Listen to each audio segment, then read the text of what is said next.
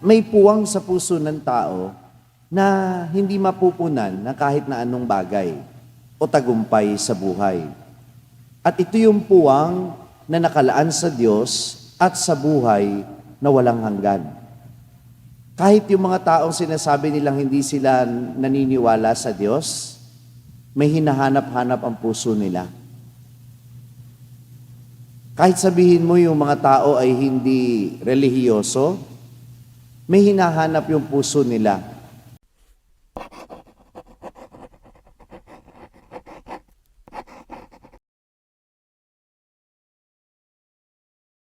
Sumainyo ang Panginoon. At sumaiyo rin. Ang mabuting balita ng Panginoon ayon kay San Marcos. Papuri sa iyo, Panginoon.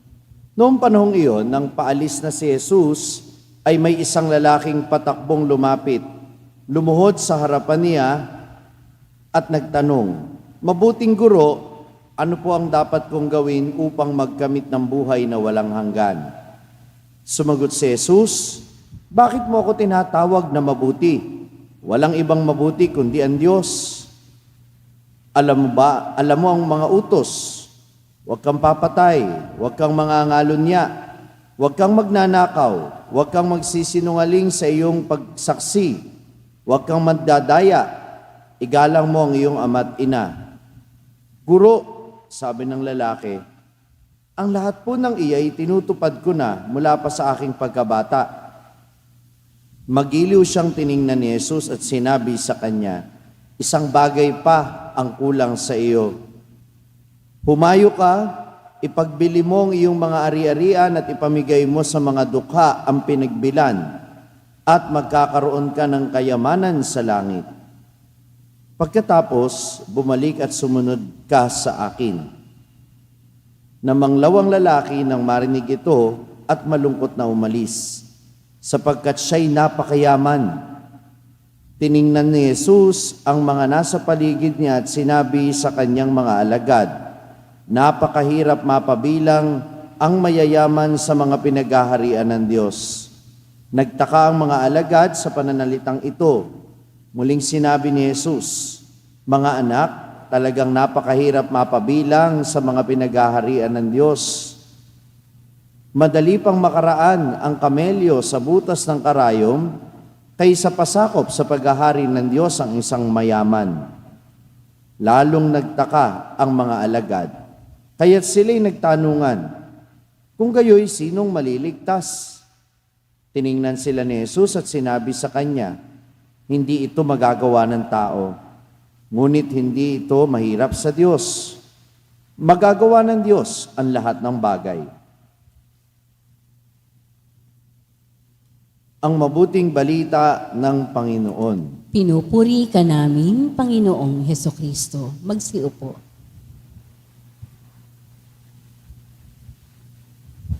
Magandang umaga po sa inyong lahat.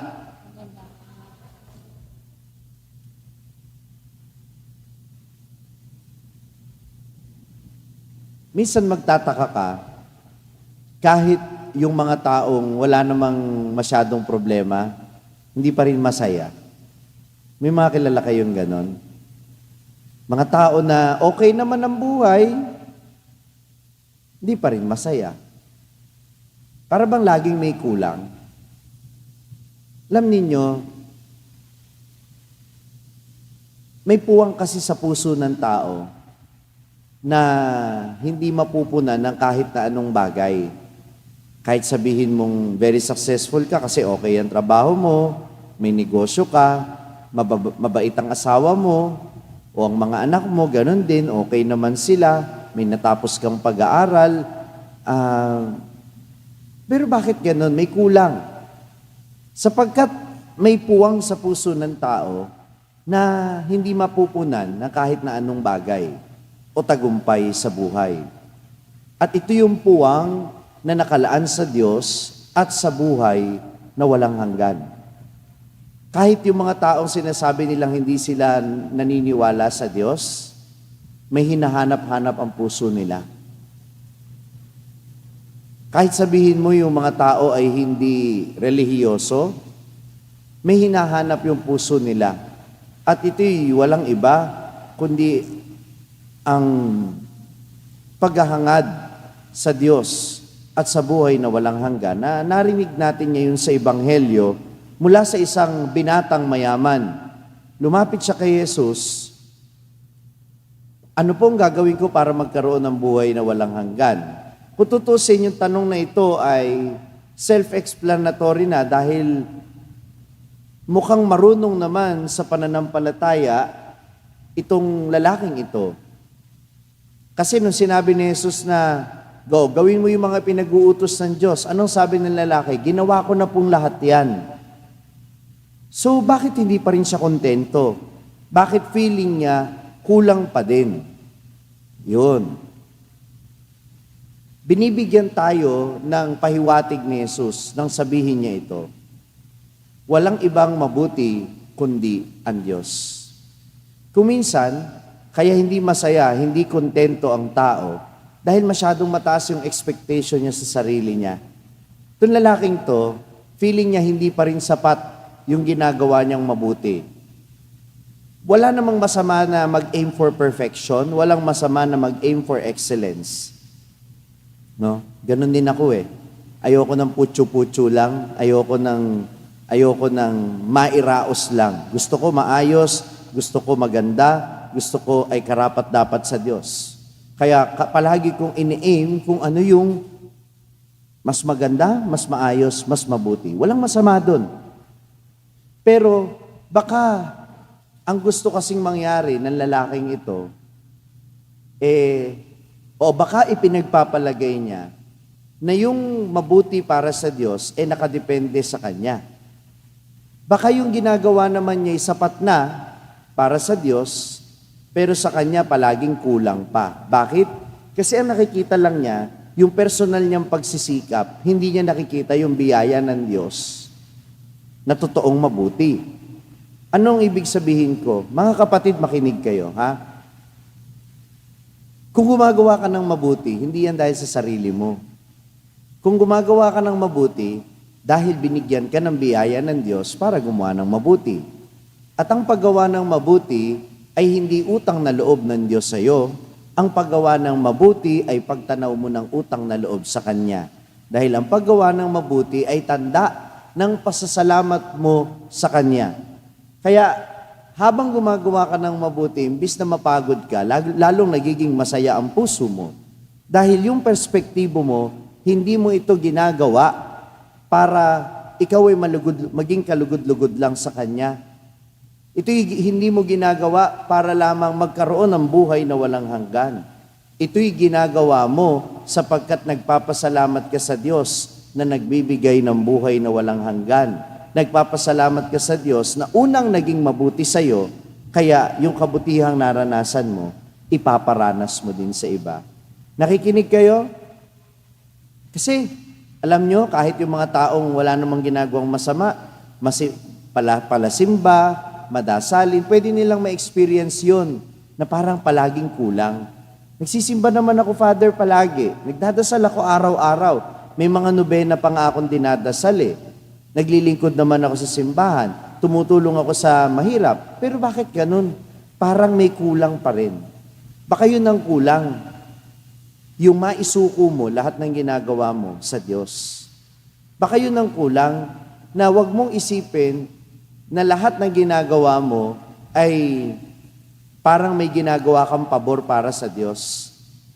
Baka ang dapat mong isipin, kaya ginagawa mo ang lahat ng bagay na yan dahil una ka nang tumanggap ng pabor sa Diyos, ipinagpapasalamat mo yan sa pamamagitan ng mabubuting gawa. Amen ba yon?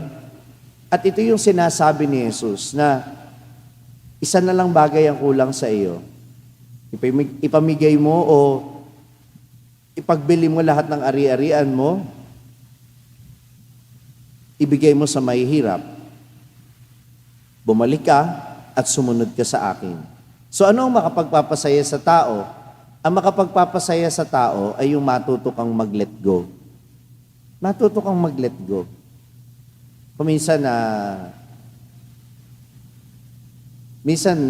naintindihan ko naman na yung mga magulang may malasakit sa anak. Amen. Pero pag may asawa na yung anak mo, ilugar mo yung sarili mo. Kaya nga mo nga pinag-asawa para makapagdesisyon sa sarili nila, para magkaroon na sila ng sarili nilang buhay.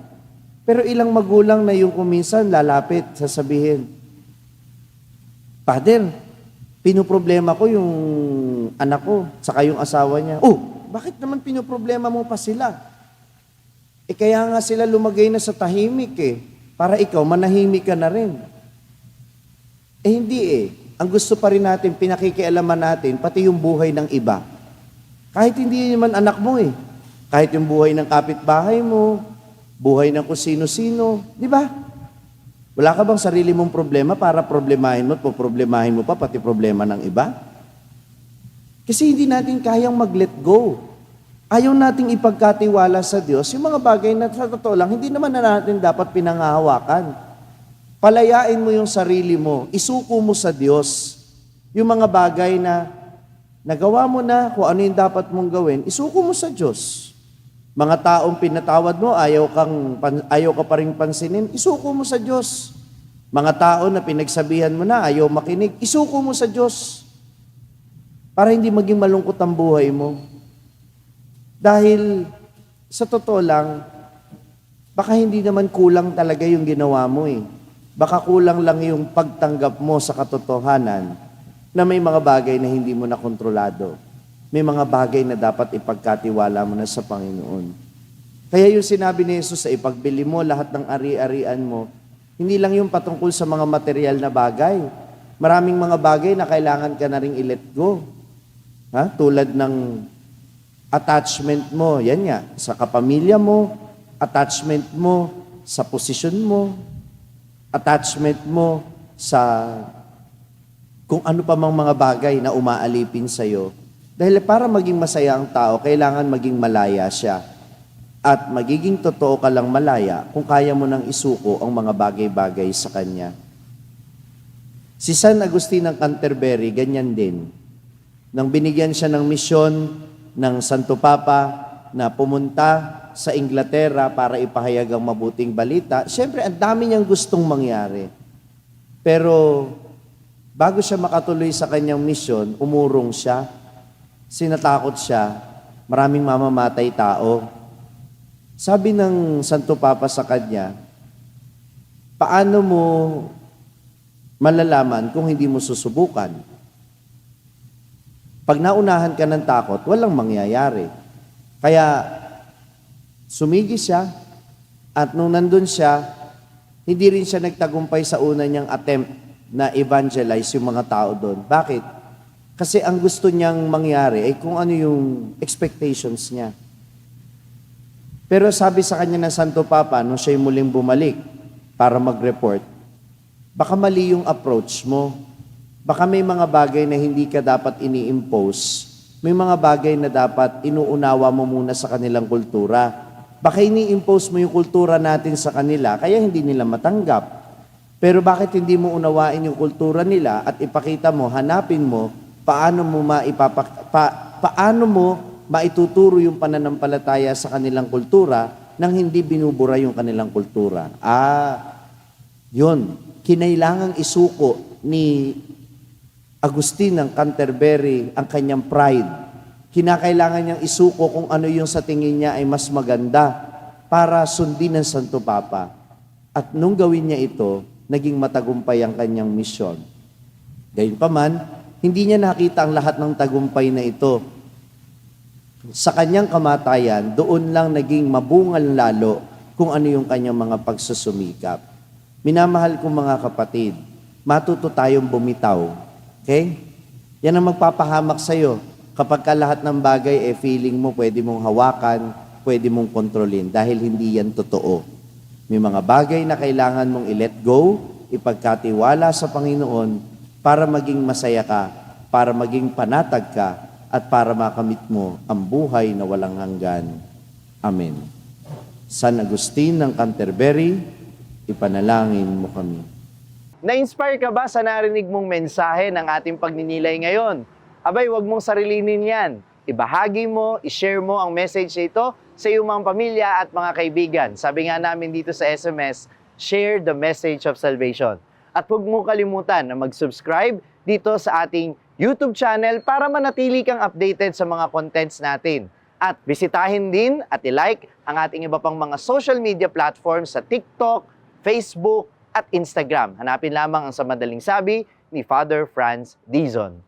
Mapapakinggan din po ninyo ang araw-araw kong pagninilay sa #1 Catholic meditation app sa mundo na ginagamit na ngayon ng 2 milyon mahigit na mga Pilipino sa buong mundo. Ito ang Hallow app. Kung ida-download ninyo ito ngayon ng libre, ay makaka-access pa kayo sa 10,000 plus contents nito sa loob ng 90 days. Gamitin lamang ang code na FRFRANZ o Father Franz. hallow.com/FRFRANZ. At sama-sama po tayong magpalalim ng ating pananampalataya at uulitin ko, ibahagi natin ito sa iba. Muli, ako po si Father Franz Dizon at ito po ang Sa Madaling Sabi, sharing the message of salvation.